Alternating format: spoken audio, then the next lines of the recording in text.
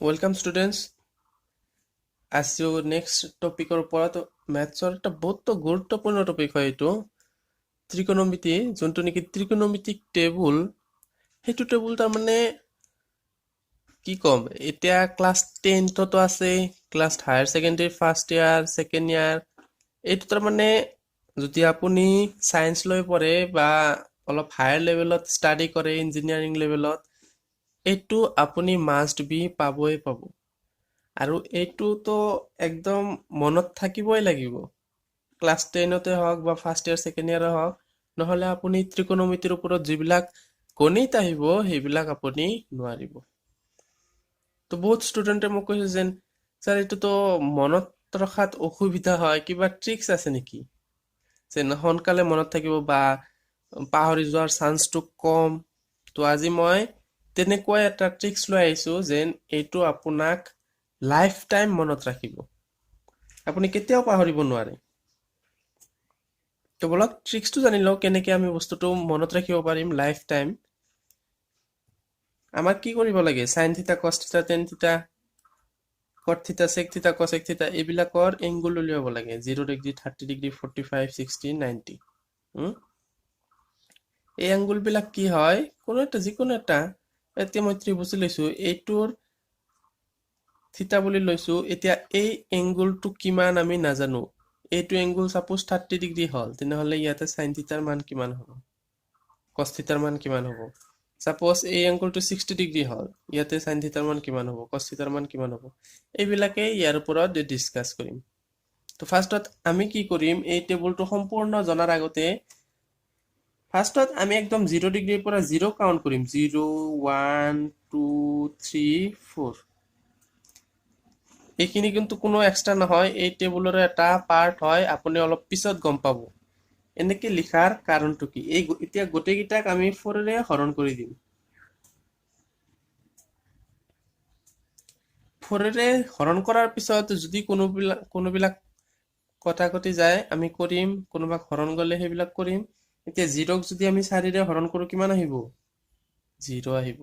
যিকোনো তাৰমানে 0ক যদি আমি যিকোনো সংখ্যাৰে হৰণ কৰো সেইটো 0 আহিব। 1/4 টো এনেকেই থাকিব।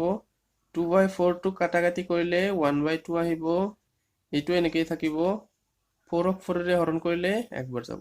এতিয়া এই গোটেইকেইটাক বৰ্গমূল লোৱাৰ লগে লগে আমাৰ সাইন থিটাৰ গোটেইকেইটা মান আহি যাব। মানে 0ক যদি আমি বৰ্গমূল লওঁ, যিমান আহিব সেইটো হৈছে 0 ডিগ্ৰীৰ মান সাইন থিটা। 0ৰ বৰ্গমূল কিমান? 0। মানে সাইন থিটা 0 ডিগ্ৰীৰ মান 0। ঠিক তেনেকে 1/4ক বৰ্গমূল ললে 1ৰ বৰ্গমূলটো 1 হয়। 4ৰ বৰ্গমূল কিমান? 4ৰ বৰ্গমূল 2। মানে সাইন 30 ডিগ্ৰীৰ মান আহি গ'ল। এতিয়া 1/2ক বৰ্গমূল ললে 1ৰ বৰ্গমূল 1, 2ৰ বৰ্গমূল নাই। 30 ডিগ্ৰী 45 ডিগ্ৰী মান আহি গ'ল। 60 ডিগ্ৰী মান। 3ৰ বৰ্গমূল নাই, 4ৰ বৰ্গমূল 2। 1ৰ বৰ্গমূল কিমান? 1। আমাৰ সাইন থিটাৰ গোটেইকেইটা ফৰ্মৰ মান আহি গ'ল। 0 ডিগ্ৰী, 30, 45, 60, 90। এতিয়া এইখিনি জাষ্ট উল্টা কৰি দিম, এইটো আপুনিও জানে হয়নে নাই? এইটো 90 ডিগ্ৰীটো 0 ডিগ্ৰীত ঠাইত আনিম, 60 ডিগ্ৰীটো 30 ডিগ্ৰীত ঠাইত আনিম। এইটো সেম এইটো পজিশনত পৰি গ'ল, হাফ 0। টেন থিটাটো কেনেকে উলিয়াম? এই দুটোতো গম পালো। এতিয়া আপুনি এইটো টেবুলৰ কাৰণে কোনো এটা লাইনো আপুনি মুখস্থ কৰিব নালাগে। জাষ্ট 0 ডিগ্ৰীৰ পৰা 0, 1, 2, 3, 4 এইখিনি কাউণ্ট কৰি কিনে 4ৰে হৰণ বৰ্গমূল, এইটোৰ মান আহি গ'ল। তাৰপিছত উলটাই দিছো, আমাৰ কস থিটাৰ ফৰ্মেট গোটেইখিনি আহি গ'ল। এতিয়া tan theta is equal to আমি কি লিখিব পাৰো?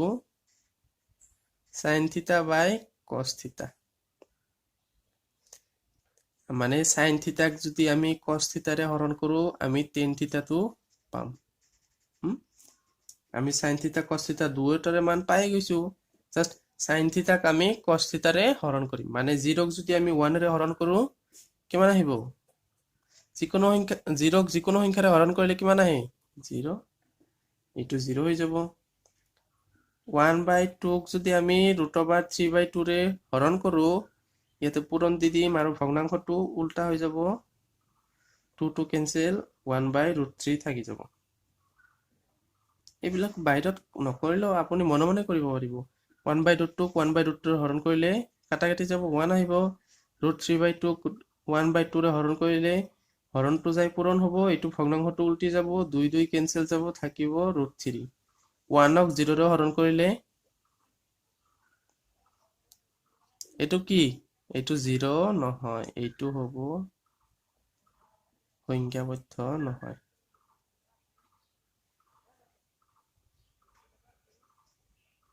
কিহৰ কাৰণে কাৰণ আমি যিকোনো সংখ্যাকে যদি 0 ৰে হৰণ কৰো তেনেহলে সেইটো আমি কেতিয়াও শেষ কৰিব নোৱাৰো আনকি যদি আমি 0কো 0 ৰে হৰণ কৰো তথাপিও সেইটো সংখ্যাবদ্ধ নহয় এইটো কিন্তু মনত ৰাখিব এইটো কিন্তু কেতিয়াবা ক্লাছতো টিচাৰে সুধিব পাৰে যেন 0ক যদি আমি 0 ৰে হৰণ কৰো কিমান আহিব এটা মনত ৰাখিব যেন যিকোনো সংখ্যাকে 0 ৰে হৰণ কৰিলে মানে সেইটো সংখ্যাবদ্ধ নহয় এতিয়া tan থিটাটো পাই গলো এইখিনি কেনেকৈ পাইছো সেইটো মনত আছে এতিয়া tan থিটাটো জাস্ট আগৰটো নিচিনা cos থিটা যেনেকৈ আমি উল্টা কৰি দিছিলো tan থিটাটো উল্টা কৰি দিম cot থিটাৰ লগত মানে cot থিটা 0 ডিগ্ৰীটো কিমান আহিব যেটো নেকি 10ৰ 90 ডিগ্ৰী আছিল মানে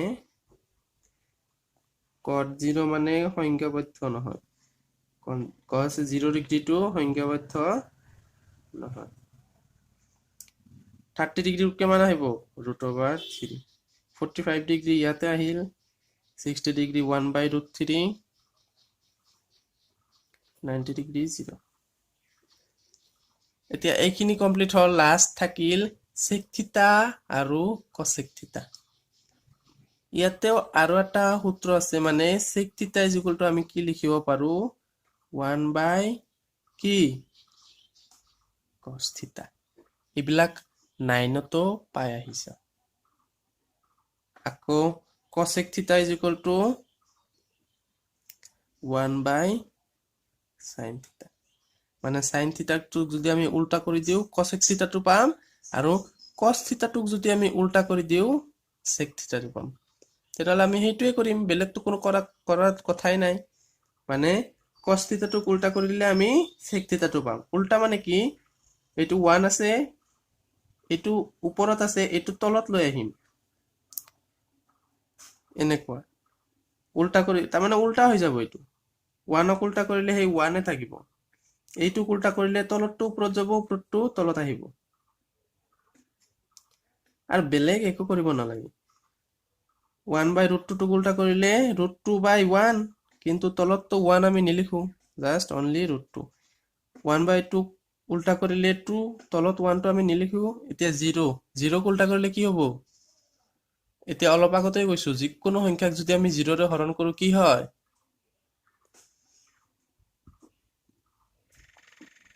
সংখ্যাবদ্ধ নহয়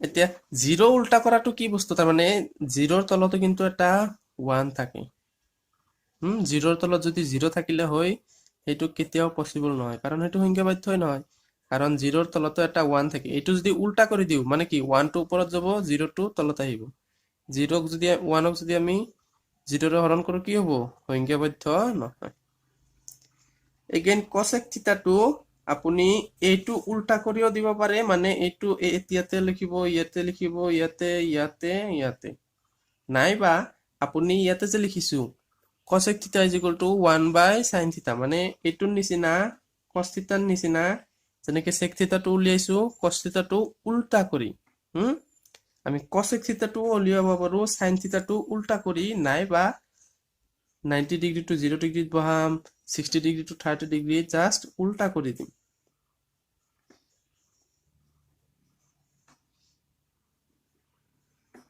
সংখ্যাবদ্ধ নহয় 30 ডিগ্ৰী টু 60 ডিগ্ৰী টু ইয়াতে আহি যাব √2 টো ইয়াতে 2/√3 আৰু 1